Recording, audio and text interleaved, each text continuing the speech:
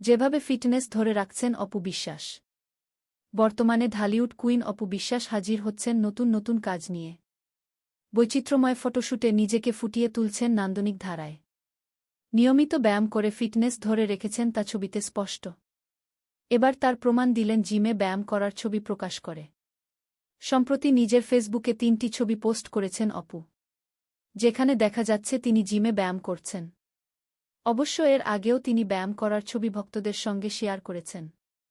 ছবিগুলোর ক্যাপশনে অপু বিশ্বাস লিখেছেন, ধৈর্য এবং নিজের উপর আস্থা অক্ষুণ্ণ রাখলে পরিশ্রমী ব্যক্তিকে সাফল্যের নিশ্চয়তার জানান দেবে।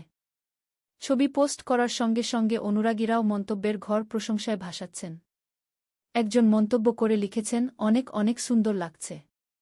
এর আগে সামাজিক মাধ্যমে অপু বিশ্বাসের এক সাক্ষাৎকারের ভিডিও সামাজিক মাধ্যমে ছড়িয়ে পড়ে।